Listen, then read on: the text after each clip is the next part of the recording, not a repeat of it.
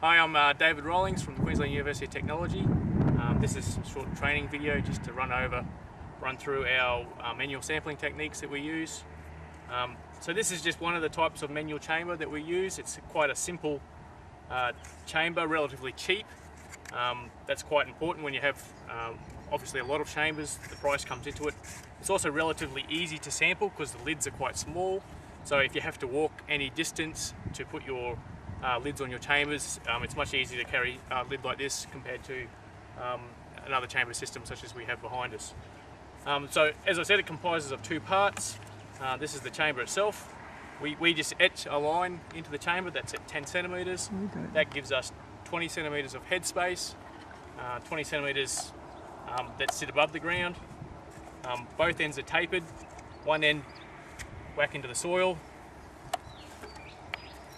Very easy. Of course it helps if it's quite wet or freshly tilled, but these chambers are quite robust and they can be hammered into quite heavy soil.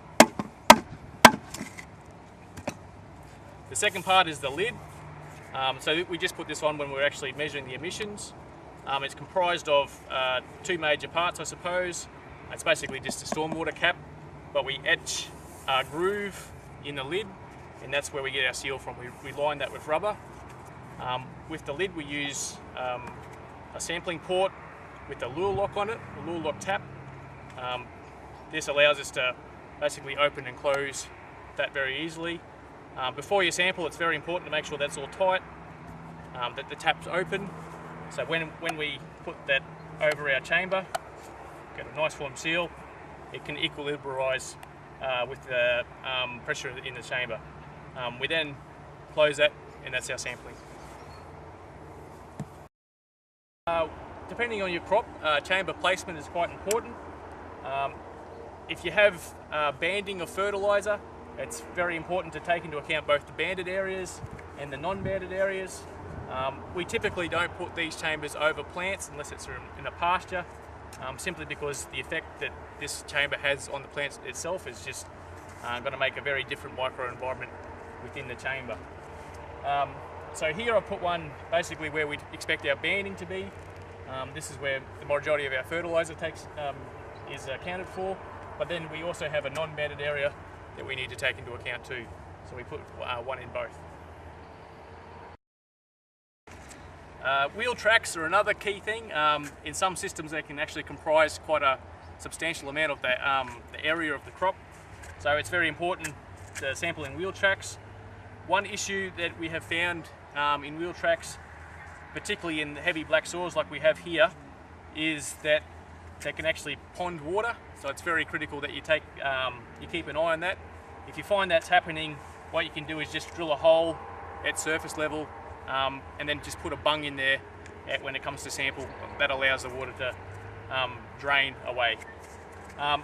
So when we take this, when we calculate our final results, we need to take into account the proportions that each of these different land management bits have on the whole field. So the proportion that is affected by the wheel tracks, the proportion that's affected by the fertilizer band, and the non-fertilized portion, and that gives us our whole emission for the field. So when we design our experimental setup, it's very important to think about first of all the number of replicant chambers we need per crop or per treatment, and the other thing is how often we sample those chambers. So typically we want a minimum of 6 replicates. You could get away with 4 if you're measuring in both positions, but 6 is ideal simply because it covers a larger surface area. Obviously the bigger the chamber the better, but in this case we're using this size chamber, so we recommend 6 replicates. As far as sampling regime goes, once again, the more the better. Obviously this is going to be dependent on funds. The analysis itself is quite expensive, and for every sample you take, you have to remember you're taking at least 3 or 4 samples. So we recommend minimum weekly. After events such as rain events, it might depend on the system. If you're in quite a sandy soil where you get a lot of high frequency but low rainfall events, sample after 5 millimeters or so. If you're in a heavier clay system like this, you need to sample for longer periods after rainfall. So for instance, in this case, after say 10 millimeters of rainfall, we would sample once. After 20 millimeters of rainfall, we'd probably sample for every day for 3 days or so. After big events, you can sample every day for 3 days, and then every second day for another 2 to 3 days. Also after fertilisation, this is when most of the emissions are going to be lost. So it's very important we do the same sort of thing. So every day after fertilisation for 2 to 3 days, and then every second day for another week or so is typically what we recommend.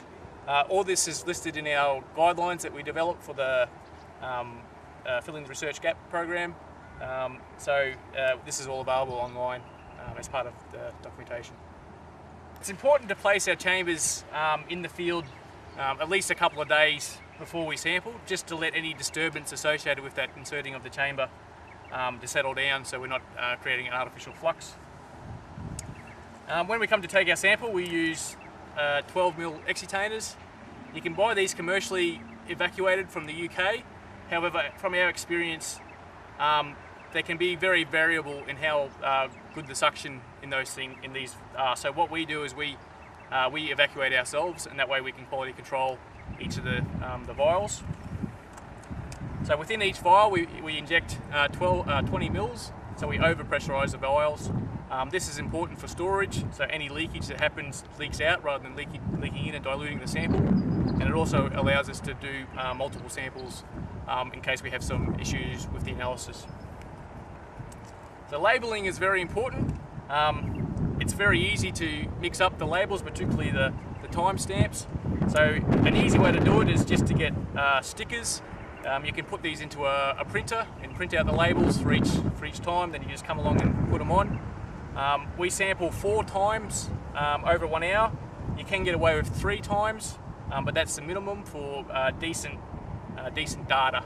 If you sample less than that, you're sort of compromising the data. So with our label, we usually put on the date, the sampling time. Now this can just be 0:30:60 or 0:20:40:60, depending on how many samples you take. But it's also a good idea to actually record in a notebook the time that you exactly do that. You don't have to close it for exactly 1 hour. You can close it for 1:20 or slightly under an hour, depending on your system. But as long as you write that time down, you can then work out how long they've been closed for. What we're then after is, when we analyse this, we're just after the accumulation of the gases, the greenhouse gases, nitrous oxide, methane and CO2 within the headspace over time, and that should give us a linear flux if all goes well. So a lot of these sampling campaigns are going to be quite long. These are quite high chambers, and they can in some instances have quite an effect on the microclimate within that chamber. So it's very important just to monitor what's going on there. In a cropping system like this, first of all, it's only every 3 months and it's tilled. In longer systems like pasture, you're going to have that problem will be a lot more evident over the long period of time. If you start to see major differences, just move the chambers to a different position, ensuring that you do that at least 2 to 3 days before you take the next sample. When deciding on your plot layout and how many chambers you can sample at any one time, it's important to remember that you have to get to these chambers at least 3 times over the closure time, so 3 times within 60 minutes. Sampling itself only takes 1 or 2 minutes, but if you have to walk 50 metres or so between each chamber, it can be a bit tight. So it's sort of a bit of a juggling act to see how many chambers you can sample at once. Typically we sample about 12 to 15 chambers at any one time. It's then very important to take into account the time of day, so you're not sampling them too far apart and there's too much of a change in temperature. So now we're ready to sample our chamber. We have all our vials labelled. Sometimes it's handy to have something like this ready. If you have to walk quite long distances and it is quite tight between chambers, it's often a good idea to put the vials out at each chamber prior to sampling, just so they're ready to go when you're ready to sample.